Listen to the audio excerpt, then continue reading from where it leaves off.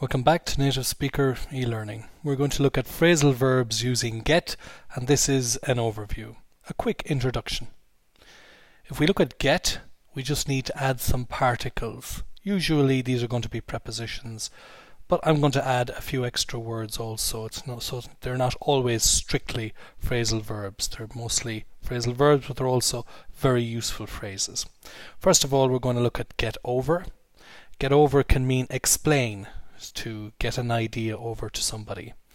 Get over can mean to climb over. For example, climb over a fence. Get over can mean recover. If you've had a cold or flu, if you've been in hospital, you can get over it and recover. Then we have get off. Get off the phone, for example, means stop talking on the phone. Get off can leave a bus, train, plane, a horse, a bike, or a bicycle. So you need to get off your horse. Then get off can mean have an orgasm, believe it or not. Get off on can become excited, and this is in a negative or perverse manner. So if people like watching other people suffer, you might say they get off on that. Get off can also mean physically get off my body. So when two children are playing and one jumps up on the other's back, they might say get off my body. Okay? Then we have get along. Get along can mean have a good relationship. It's a very popular meaning. I get along with my brother. Then you can get along means go away. What an angry parent might say to a child or something like that. But it's rather an old style, not very modern, but it still exists. Then we have get along for progress or to be successful. So my cousin is getting along well in New York. He has a very good job. And then get along can mean leave or go. So if you feel that it's time to leave, you can say, I'd better be getting along. That's a common usage. Now we have get on. Get on can mean board a plane, train, bus or bike or horse. Not a car, because you get in a car, but get on can be for those things. Get on with can mean have a good relationship with, so very similar to get along with and get on with are almost identical. Get on can be successful, also like get along also. So these two have two versions that are quite similar.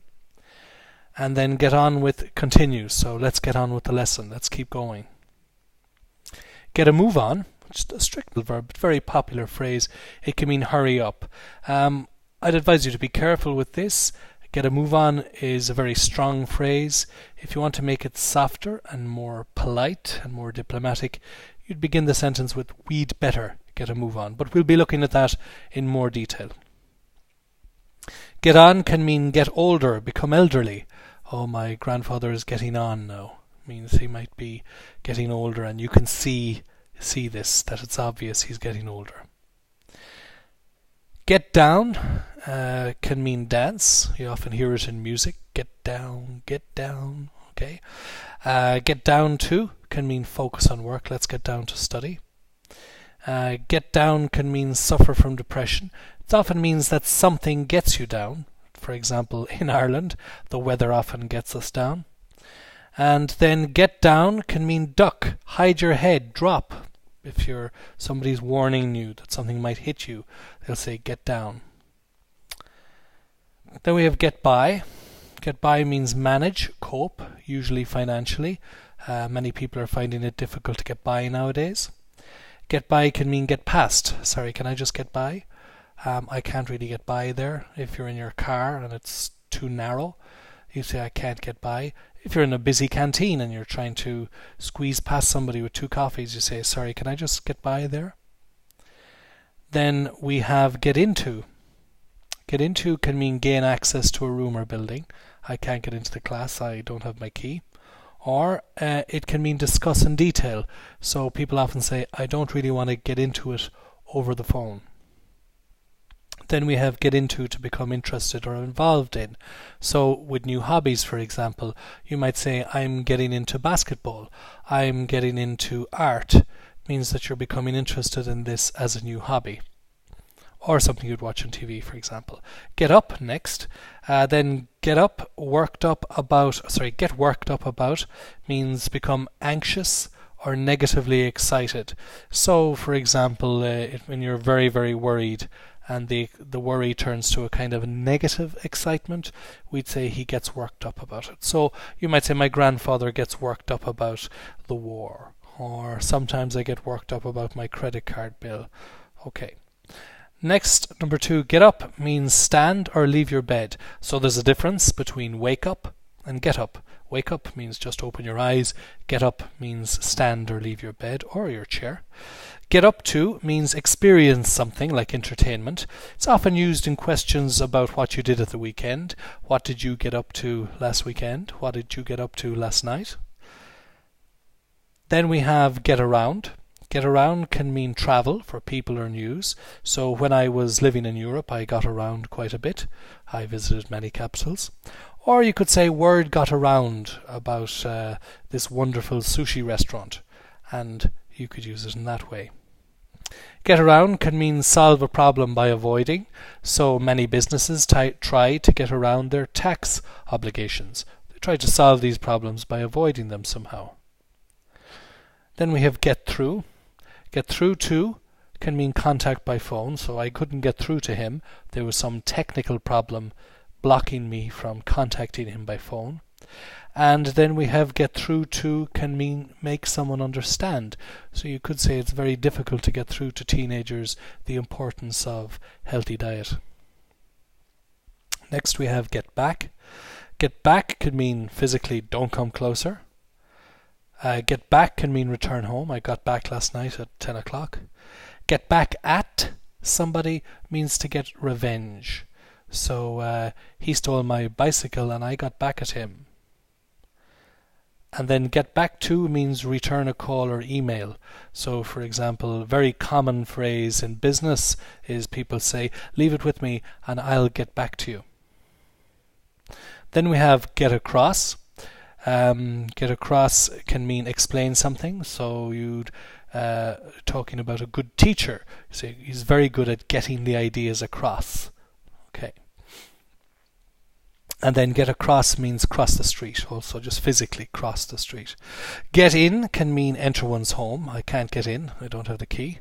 And get in is often used more in British culture, I think, really, and especially for people who follow soccer. It's a common exclamation when your team scores a goal. You often say, get in. But that has become popular now also in even business language when you win a contract or something like that and you say, get in.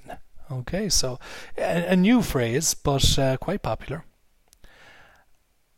Next we have get in means enter a building, so we got in through the window, for example. Then get out means get out of here, means I don't believe you, you're joking. And get out can get a chance to go out for dinner, so we don't get out very often.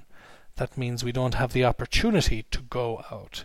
So to get out, in the sense of get out for dinner, get out to the cinema, it refers to having the opportunity to get out. So if you have a young family, it's not easy to get out very often. And get out and about, I've included a binomial here, out and about. It means leave your house and go for a walk, shopping, meeting friends, etc. Nice if you're doing an exam. It's a lovely phrase because a lot of these Cambridge exams in the first 3 minutes tend to ask you about your social life, your lifestyle, what you like to do at the weekend. So that's a really nice phrase over there. I like to get out and about, go shopping, that kind of thing. And finally, get out could mean leave. It means physically. It's an angry phrase where you want somebody to leave your house. So here we had a very brief overview and introduction to many, many phrases with get. I'm sure I've missed some, that they're not all there, but there's quite a good selection here. This is just an introduction. Of course, you shouldn't expect that you will remember everything. Phrasal verbs are much like people. You have to get to know them one by one. And I've just introduced you to the get family. Quite a big family, as you can see. But students need to learn to be patient with themselves when they're studying phrasal verbs, because there are quite a number of them, and as you see in the case of get off, it has 5 different meanings which mean something completely different. Get on has 6 completely different meanings. So it's something you need to take a little bit of time with. This is just a good introduction. As we go through the course, you'll see that we'll be looking at more and more of the get family in detail. We'll take each one, give you some examples, and that will help consolidate it further into your memory. Okay, so that's all from me for now. The very best of luck. We'll see you next time.